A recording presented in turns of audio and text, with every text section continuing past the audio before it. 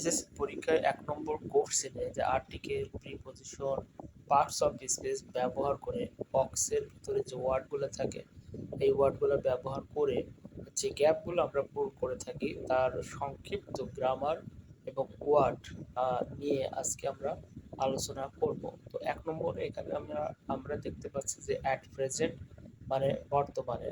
তো গ্যাপগুলো কিভাবে আসবে পরীক্ষায়? তো প্রেজেন্টের আগে অ্যাটের জায়গায় গ্যাপ থাকবে। তো প্রেজেন্ট আমরা দেখলে তার আগে যদি গ্যাপ থাকে তাহলে অবশ্যই আমরা অ্যাট ব্যবহার করব। অ্যাট প্রেজেন্ট মানে বর্তমানে, অর্থাৎ একটা ফ্রেজ আকারে এভাবে গ্যাপ আসতে পারে। ২ নম্বরে আমরা কিভাবে গ্যাপ পাবো, যে মোস্ট অফ তীর এখানে গ্যাপ থাকবে, মোস্ট অফ তারপরে কোনো প্লুরাল একটা নাউন থাকবে। তো মোস্ট অফ এর পরে দি বসবে। তো এটা একটা মুখস্থ, মোস্ট অফ দা বেশিরভাগ। তো তারপরে প্লাস হচ্ছে প্লুরাল নাউন, কোনো প্লুরাল নাউন থাকবে। তো এভাবে আমরা পেলে মোস্ট অফ দা এটা মুখস্থ করবো যে বেশিরভাগ বা অধিকাংশ। তো এই ধরনের গ্যাপ আমরা পেলে মোস্ট অফ এর পরে দি বসাবো। তারপর ৩ নম্বরে নাউন, তারপরে ডট ডট, অর্থাৎ এখানে গ্যাপ, তারপর হচ্ছে ভার।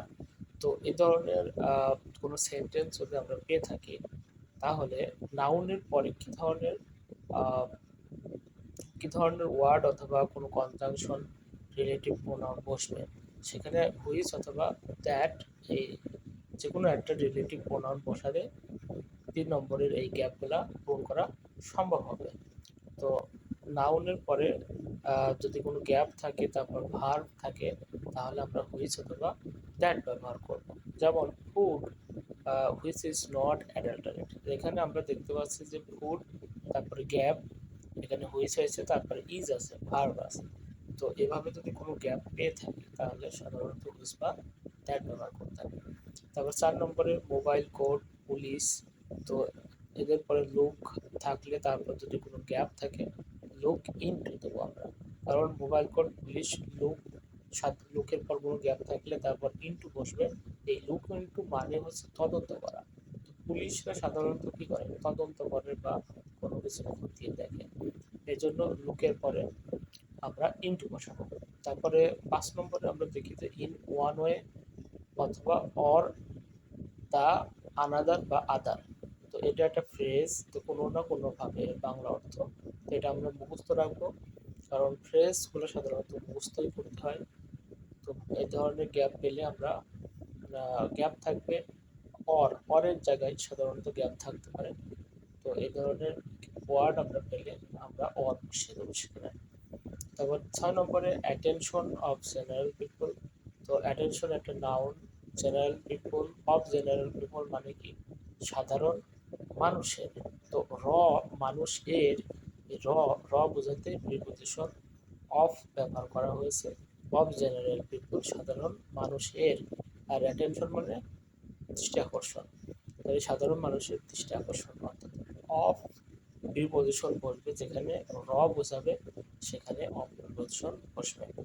৭ নম্বরে অফ ফুড হ্যাজ ড্রন। তো এখানে আমরা দেখতে পাচ্ছি হ্যাজ ড্রন প্রেজেন্ট পারফেক্ট টেন্স, অর্থাৎ হ্যাজ ভার্ব আছে এখানে।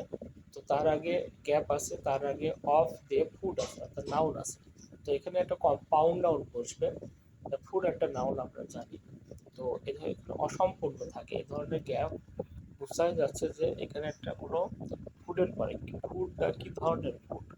তো এখানে আমরা অর্থ যদি ম্যাচিং করি তাহলে এখানে আমরা ফুড অ্যাডাল্টারেশন এটা দিতে পারি যে দূষিত খাবার, অর্থাৎ ভেজাল খাবার হ্যাজ ড্রন।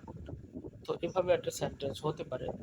তো সাধারণত এই ফুড আর সাধারণত এই ধরনের গ্যাপের ক্ষেত্রে আমরা কোনো নাউন ব্যবহার করব।